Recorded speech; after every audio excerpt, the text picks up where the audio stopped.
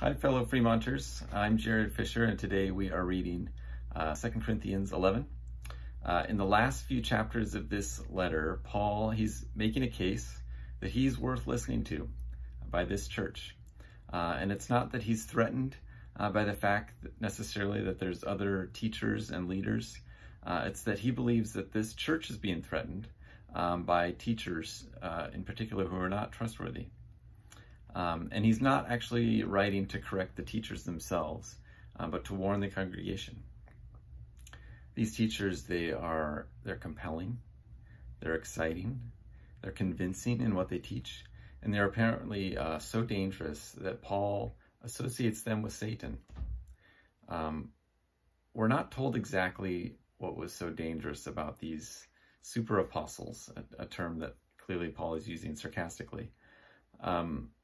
But Paul, he's always so deliberate in the subtext he creates in any letter that typically even the most kind of casual seeming statement, it's kind of rhetorically contributing to the purpose that he has in writing a letter or a portion of a letter. So I'm thinking that his point, even though it's not explicitly stated for us, it must have been very vivid to the Corinthians who heard this read and who knew the situation that he was talking about. I'm going to make some assumptions here, just like we all have to, based on context. I think that the danger of these super apostles may have been more from their attitude than from their teaching. And this is based on Paul's reaction to them. It seems that these were likely arrogant people who were cultivating an aura of being great spiritual achievers. And their greatness is at the center. They cultivated honor for themselves. And instead of being ashamed of their arrogance, they're convinced that it's an expression of their holiness. Maybe they quote scripture a lot. But they nurture this culture of arrogance, and they encourage an attitude of dismissiveness. So by their attitude and as leaders, they create the impression that swaggering is a sign of spiritual maturity. You know, at the heart of the way of Jesus is the humiliating path of Philippians 2. Or it's in the opening of Jesus's great sermon in Matthew 5, 6, 7 about the kingdom of heaven belonging to the poor in spirit. These super apostles, I think, they don't have room for this concept.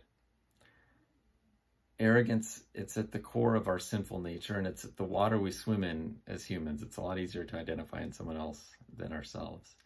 And there's modes of it that we like more than we don't. And so we kind of gravitate to different forms of it based on our personality, I think. But we are all drawn to arrogance in some manner. So even when we come to God and we join a community who claims to worship Jesus and who tries to, our discernment is clouded, and it's easy to confuse arrogance for the way of God. And I think that is the danger that Paul is working against. This is why he closes his appeal for his legitimacy in this chapter with an embarrassing picture of his own weakness, of running away in a basket. So arrogance, it's at the heart of the world we live in.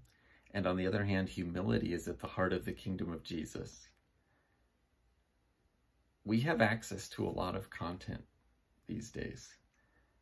Are we drawn to teachers and to preachers who swagger or who are humble? I think we need to learn to evaluate not just the truth of a teacher's doctrine and not even just the integrity of their habits, their lifestyle, but also their attitude. Does it reflect Jesus?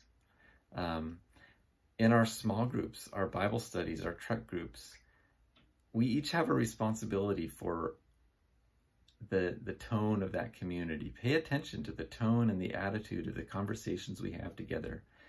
And we should learn to aggressively root out conversational habits of grandstanding, of self-righteousness, particularly of a habit of setting the group in the room up over against a group outside the room.